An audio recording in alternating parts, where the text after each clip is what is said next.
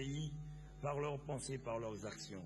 Légitimus, René Boisneuf, Nessuta, Girard, Archimède, Béville, Rhodes, qui nous a tous récemment quittés. Nous avons de grands scientifiques, Georges Nicolo, Germain, Saint-Ruf, Jacques Porte-Écope, Henri Joseph. Nous avons de grands écrivains comme Saint-Jean Perse, Guy Tirolier, Rupert, Pépin, Niger, Condé, Pinault, Schwarzbart. Nous avons de grands sportifs émérites comme Pérec, Thuram, Bamburg, Flessel, Riner, Angloma, Carène.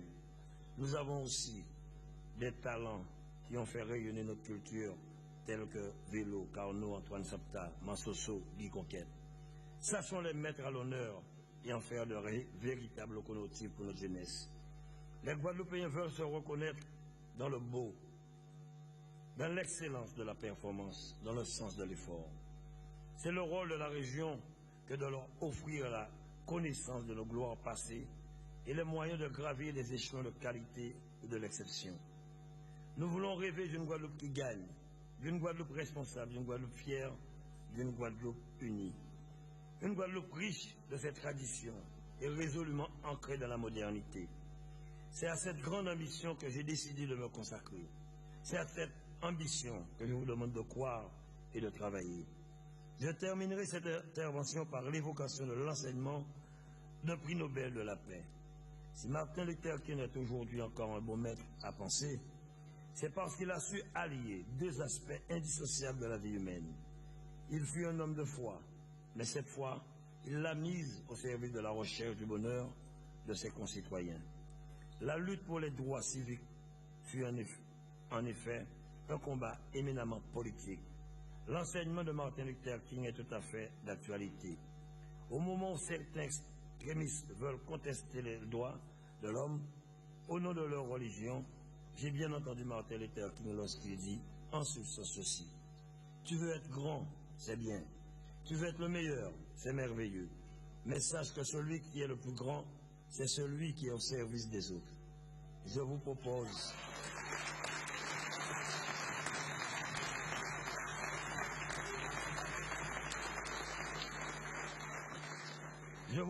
donc de vous associer à cet effort historique avec énergie, foi et dévouement. À nous de servir ce pays qui nous aime tous, avec le peuple guadeloupéen et l'histoire comme juge ultime de nos actes. Je clôturerai mes propos en remerciant ma famille, encore une fois mes parents, ma mère, mes frères et sœurs, mes enfants, ma compagne et mes amis d'enfance et de misère. J'ai souhaité leur présence à mes côtés, pour trois d'entre eux, car nous savons d'où nous venons et mes fonctions ne m'ont jamais éloigné d'eux. Merci à tous. Merci à Eddie Podam.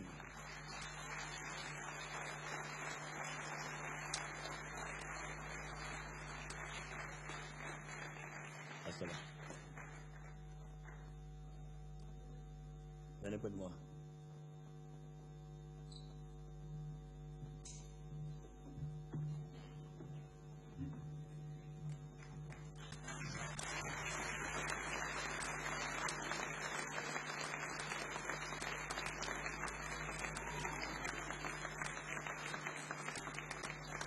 Je ne pouvais inviter tout le monde, il y a d'autres, mais avec ces trois-là, nous connaissons vraiment ce que c'est la misère. Nous savons d'où nous sommes sortis et les fonctions ne m'ont jamais éloigné d'eux. Et je le dis aujourd'hui, je pense que cette réussite doit servir à tous les jeunes Guadeloupéens qui veulent avancer.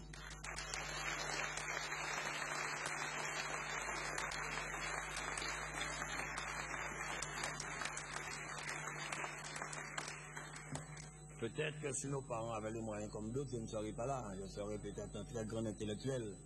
Mais je le dis, même avec les faibles moyens de nos parents, on a pu quand même se former et réussir. Merci à vous, mes amis.